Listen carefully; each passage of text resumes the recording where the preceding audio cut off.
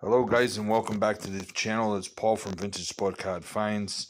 And this video is an exciting one for me because it was a video, in this video I'm going to detail a set that I finally completed. My oldest vintage complete hockey set. As I was researching this set a little bit, I found that there wasn't very many cards that are big dollar cards in it, but there's it was just one I've been trying to put together for a while, and I finally bought a lot that included all the ones I needed, and it's done. So there would be room for some upgrading in the set. There's a couple of cards here and there scattered throughout that might need some upgrading over time, but it is not something that is top priority in terms of, just because the set is in general in pretty nice condition. So let's flip through it. This is the 72-73 Topps hockey set. And this right here, the Stanley Cup card, was one of the cards I needed, and it was included in that lot. So what I did was I was able to snag a complete set. One of the other cards I needed was this card here, number 2. So I thought that might be a card that had Bobby Orr in it, but it wasn't. So it was just a card that I had been missing. And so this set doesn't have a lot of high-priced players. I mean, Marcel Dionne is a top player, and so on. But the Espo, I was able to upgrade that. My Espo had a crease in it, the Tony Esposito card there. So that was an upgrade. Jacques Lemaire. So what I did was I saw a set that I was following on an auction on eBay. And it was kind of mid to upper grade, at least it looked like to me. I was able to buy the set at a reasonable cost. There's Wayne Cashman and Brad Park. Hope Brad Park is doing well. I heard he might be in the hospital down in Florida. So I bought the set, and I was taking a chance because I knew some of the cards were in a little lesser condition and some were in good condition, very, very good to excellent condition. But it turns out most of the ones I needed were pretty strong. So it fit in with my set. Joe Bertel there. And there isn't a lot of big dogs in terms of prices for this set. But if you started to buy this set, cards individually, it could add up. There's Stan Mikita. So one of the cards I needed was one of these Bobby Orrs. They're both in pretty good shape. So again, this is one that can, be a little bit pricey. And there's print marks on some of these cards, from the manufacturer. Topps quality control in the 70s wasn't ideal. It's not a big set, but it's the oldest complete hockey set I have, and it was exciting to finish this one because I had been working on it for a while. There's Guy LaFleur.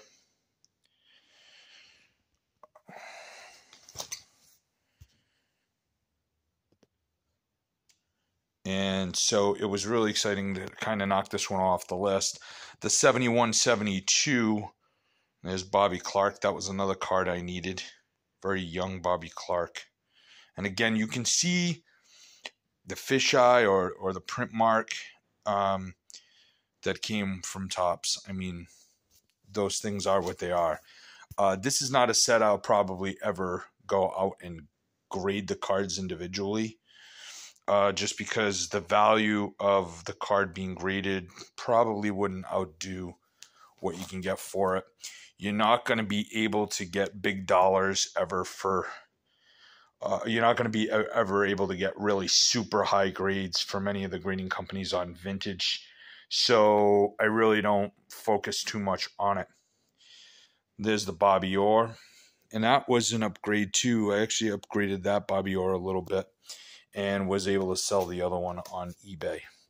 So I ended up with a fairly considerable sized lot to sell on eBay, and I sold it this weekend. So, you know, for almost what I paid for the full set. So I was fairly happy.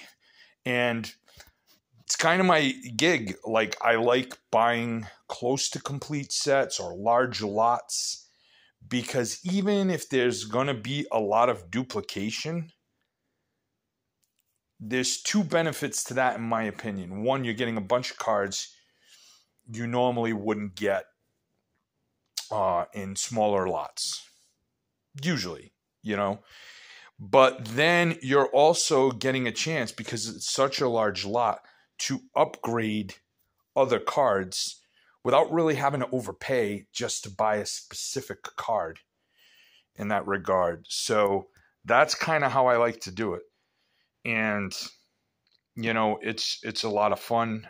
You know, there's kind of that anticipation that comes when you're waiting for the lot to come in. For example, I just bought a 73-74 Topps basketball lot with about maybe 90 to 100 cards, something like that.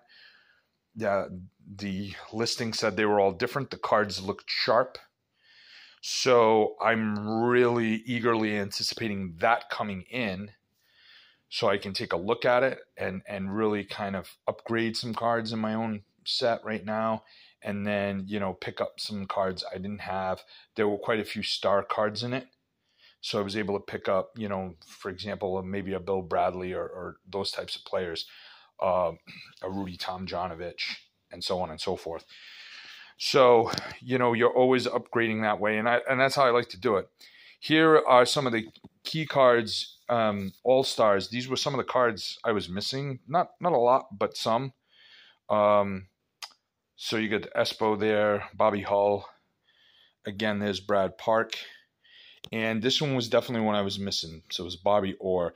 I had the Bobby Orr base card, and then I was missing the All-Star card. So there's Espo. Right, and the Ken Dryden, Rattel. So the cards are very sharp. The set is in pretty nice condition. Frank Mahalovich.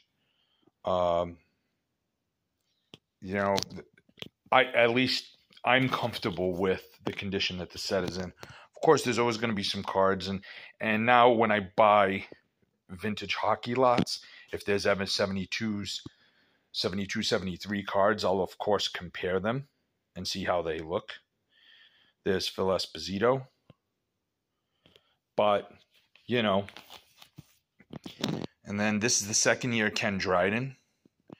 Probably one of the more expensive cards in the set, but not really.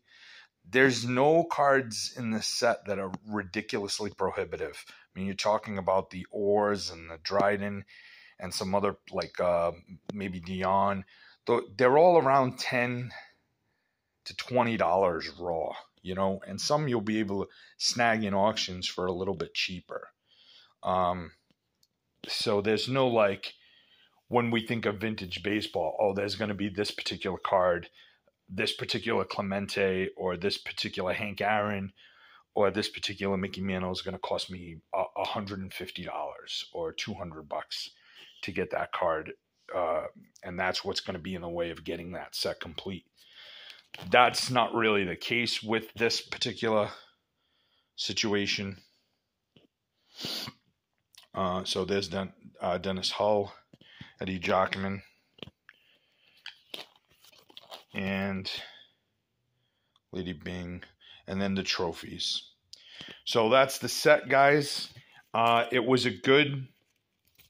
I love crossing sets off the list. There's nothing like it. I'm sure if you guys are set builders, you know what I'm talking about. And there's Lord Stanley's Cup. And that was one of the cards that I needed. So I want to thank you guys so much for watching, as always. And If you enjoy the content, please comment, like, share, subscribe, and turn on the notification bell so you know when we release a new video. I apologize for any shakiness, but when I look at sets and binders, I always like to do it this way just because it's easier to visualize it.